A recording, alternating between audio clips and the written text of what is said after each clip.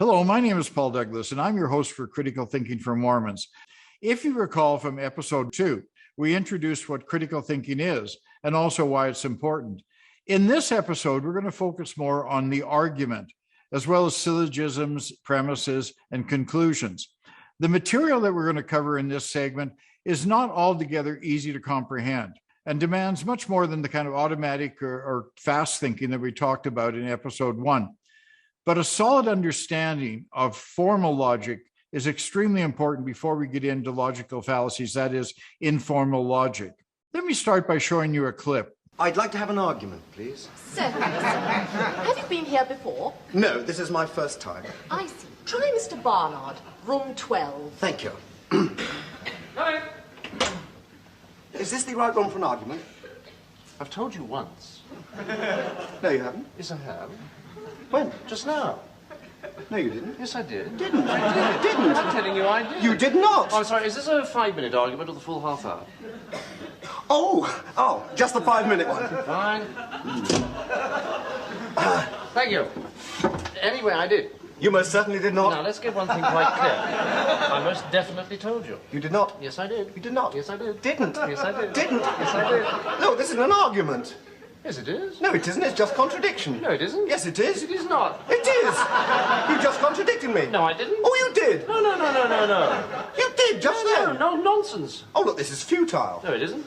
I came here for a good argument. No, you didn't. You came here for an argument. Well, an argument's not the same as contradiction. Can be. No, it can't. An argument's a connected series of statements to establish a definite proposition. No, it isn't. Yes, it is. It isn't just contradiction. Look, if I argue with you, I must take up a contrary position. But it isn't just saying no, it isn't. Yes, it is. No, it isn't. Argument's an intellectual process. Contradiction is just the automatic gainsaying of anything the other person says. No, it isn't. Yes, it is. Not at all. No, look. Thank you. Morning. What is an argument? Well, Michael Palin had it right. It isn't just contradiction. An argument is a connected series of statements intended to establish a proposition. No, it isn't. Yes, it is. The argument is fundamental to critical thinking. The first thing to recognize about the argument, as we use it in logic, however, is that it has nothing whatever to do with emotional confrontation. Like when someone says, I just had a terrible argument with my wife. In logic, an argument is a technical term that does not connote conflict or confrontation. In logic and critical thinking, the argument is defined as a series of statements, one being the conclusion and the others being the premises or the assumptions leading to that conclusion. The Greek philosopher Aristotle, 384 to 322 BCE, gave the world the idea of the argument, or as he referred to it, the categorical syllogism, which broadly is characterized as arguments with two premises supporting the conclusion, each premise sharing a common term with the conclusion, and the premises sharing a common term, the middle term, with each other. It was Aristotle who famously gave the example, all men are mortal, Socrates is a man, therefore Socrates is mortal. Aristotle called the object that we're talking about the subject of the sentence, men in this instance. What we say about the subject, are mortal, Aristotle called the predicate.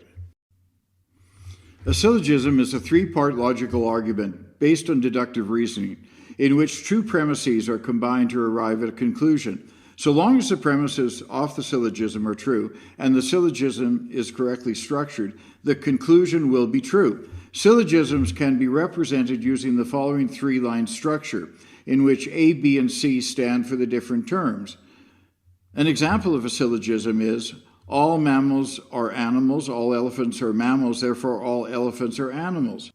In a syllogism, the more general premise is called the major premise, all mammals are animals, and the more specific premise is called the minor premise, all elephants are mammals. The conclusion joins the logic of the two premises, therefore all elephants are animals. As we see again in the same example, all men are mortal. Socrates is a man, therefore Socrates is mortal. If an argument of three statements is built where the subject of the first statement, men, is the predicate of the second statement, man, then the truth of the conclusion is guaranteed by the truth of the premises. Aristotle noted that the truth of some subject-predicate sentences has an effect on the truth of other subject-predicate sentences. This led him to construct what he called the square of oppositions. As you can see in the graphic, sentences 1 and 2, as well as 3 and 4, cannot both be true. The diagonal statements 1 and 4, as well as 2 and 3, are known contradictories, and one of them has to be true, but never both. The truth of one guarantees that the other, however, is false. 1 and 3, as well as 2 and 4, can both be true. If 1 is true, then 3 must be true. But 3 being true does not mean that 1 must be true.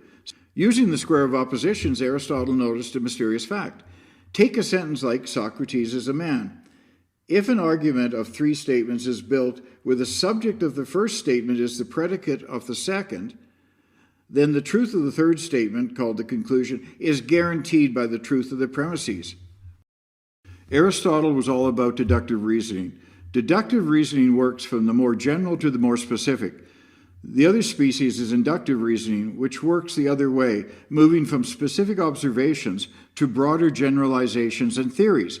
It's inductive reasoning that characterizes the scientific method.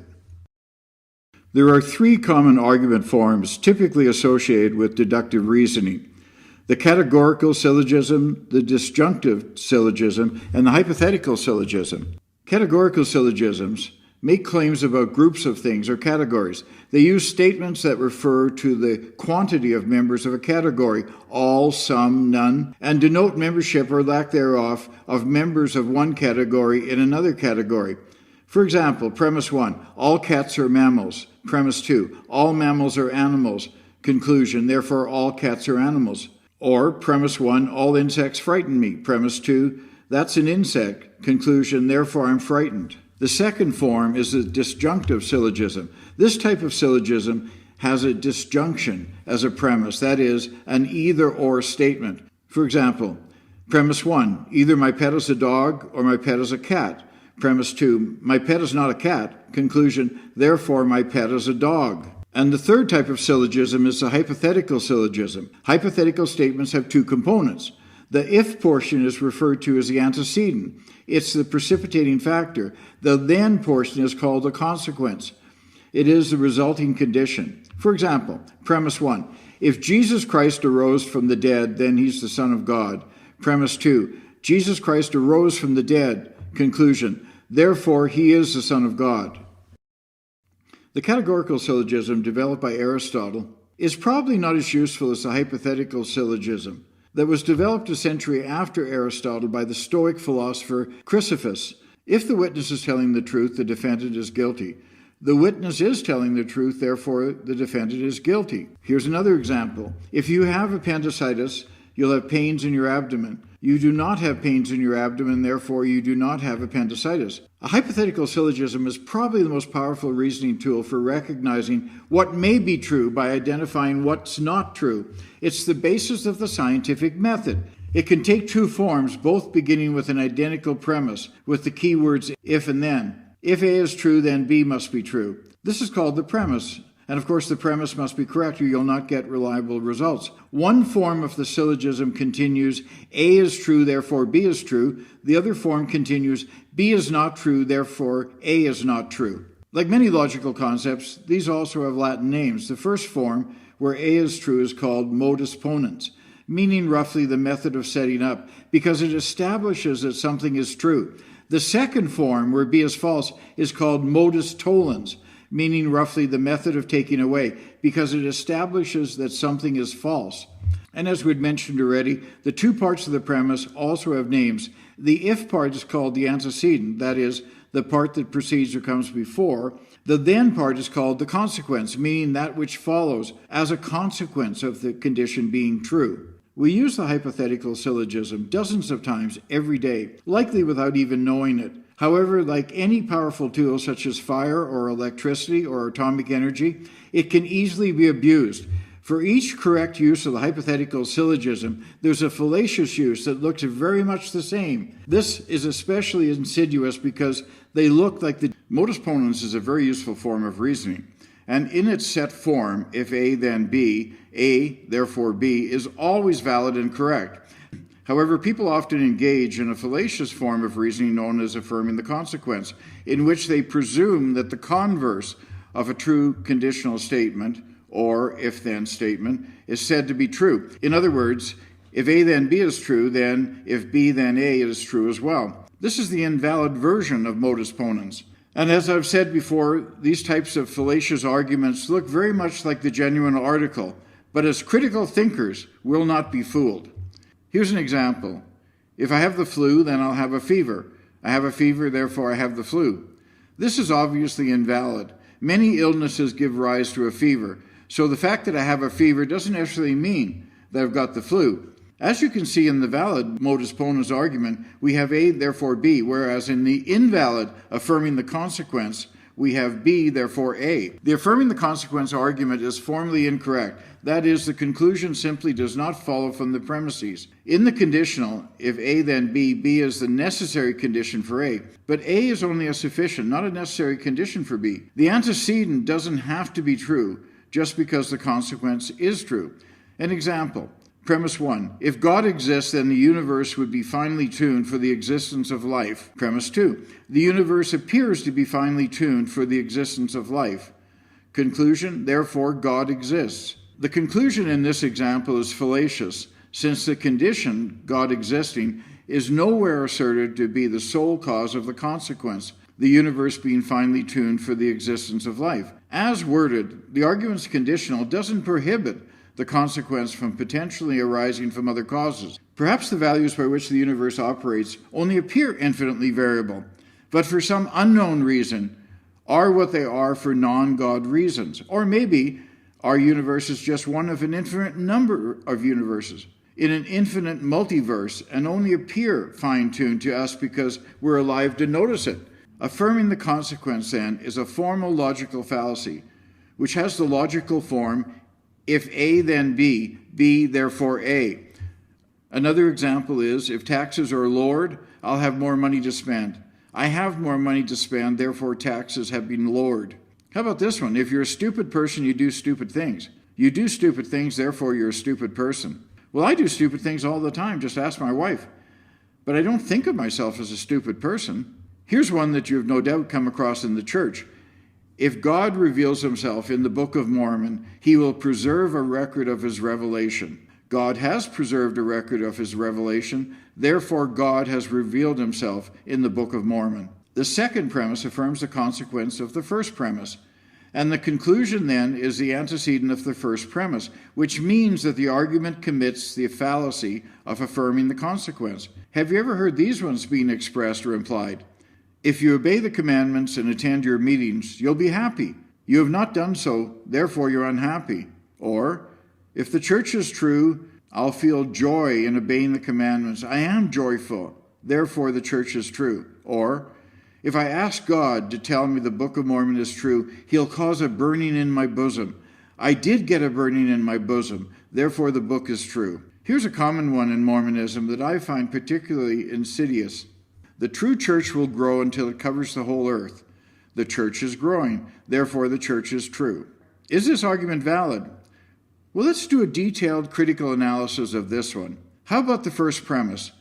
The true church will grow until it covers the whole earth. Well, remember our two rules of critical thinking. Don't take things at face value, and don't let emotion sidetrack reason. Who says the true church will grow until it covers the whole earth? Well, D&C 5864 says, "For verily the sound must go forth from this place unto all the world, and under the utmost parts of the earth. The gospel must be preached unto every creature, with signs following them that believe." And also in D&C 65:2, it tells us, "The keys of the kingdom of God are committed unto man on earth, and from hence shall the gospel roll forth unto the ends of the earth, as the stone which is cut out of the mountain without hand shall roll forth, until it has filled the whole earth."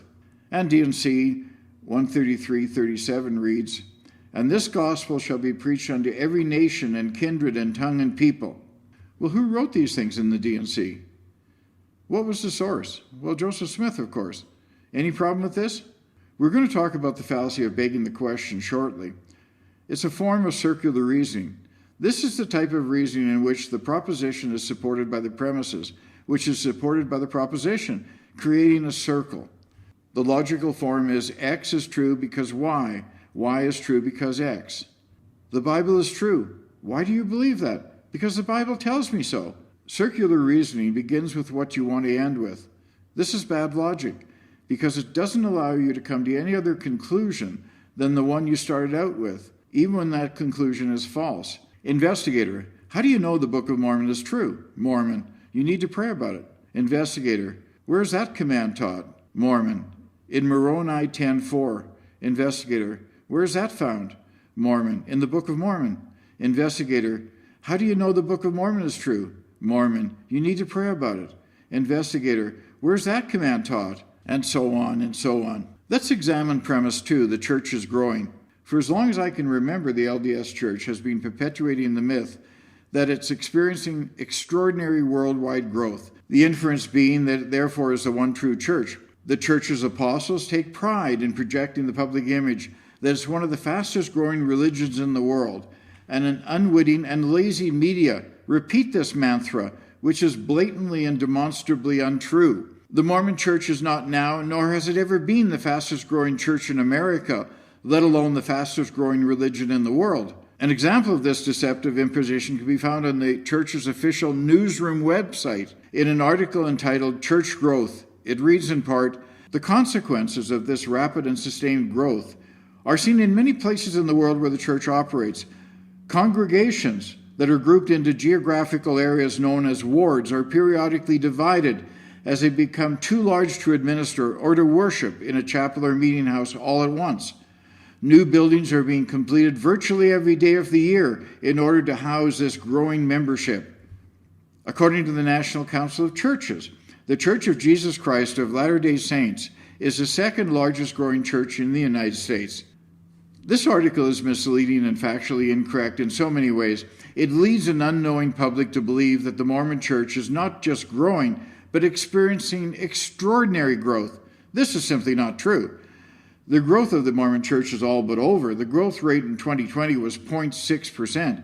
That's just over 0.5% growth, the lowest annual percentage rate, incidentally, since 1857, according to the church's own numbers. The LDS Church is likely in decline. It's an absolute free fall in Europe. Indeed, if it were not for the current missionary successes in West Africa and a few parts of South America, even this paltry growth rate of 0.6% wouldn't be achieved. Yet the LDS Church still perpetuates the myth that the church is experiencing extraordinary growth because it serves its purposes. Nevertheless, it's becoming more and more difficult to keep up the facade. While the church publishes membership numbers of about 16 million, Cumorah.com reports that less than half of those the church counts even identify themselves as Mormon. Assuming that the number of active members is lower than those who would even want to be identified as Mormon, hardly a heroic assumption, the actual functional membership of the LDS Church, even ignoring record resignations, is more realistically to be between 3 and 5 million men, women, and children, and it's a revolving door. While the church does not release the number of members resigning from the church for obvious reasons, it's likely that that number approaches the number of new converts every year. As well, for everyone hiring a lawyer or notary to officially withdraw from the LDS Church, as the church now demands, there are many more members who just walk away, increasing the already enormous inactivity ranks. In Britain, the activity rates currently sit at about 15%. The LDS Church also counts memberships differently than other churches. In most Christian churches, unlike the Mormon Church, there's a democratic ideal, and members are being asked to deliberate and vote on various matters. Consequently, these churches don't want to waste their time and resources reaching out to those who have no longer any interest in their organizations. In Mormonism, however, once someone joins the church, even if they attend one meeting never to return, they're counted on the church's membership rolls for the rest of their life, and in many cases far, far beyond. The church assumes for tabulation purposes that if they don't receive notice of a member's passing, they'll continue counting them until they would have been 110 years of age. But back to the church's newsroom posting. Let's look at each of the lies and attempts to deceive it contains. Lie number 1. The consequences of this rapid and sustained growth are seen in many places in the world where the church operates. The church itself reported a growth of 1.47% in 2017, 1.2% in 2018, 1.5% in 2019, and 0.6% in 2020. In what universe can we consider this rapid and sustained growth? Deceptive statement number 1. Congregations that are grouped into geographical areas known as wards are periodically divided as they become too large to administer or to worship in a chapel or meeting house all at once. New buildings are being completed virtually every day of the year to house this growing membership.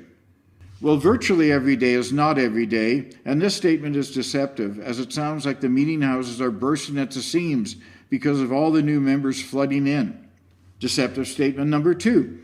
The article goes on to state that according to the National Council of Churches, the Church of Jesus Christ of Latter-day Saints is the second fastest growing church in the United States.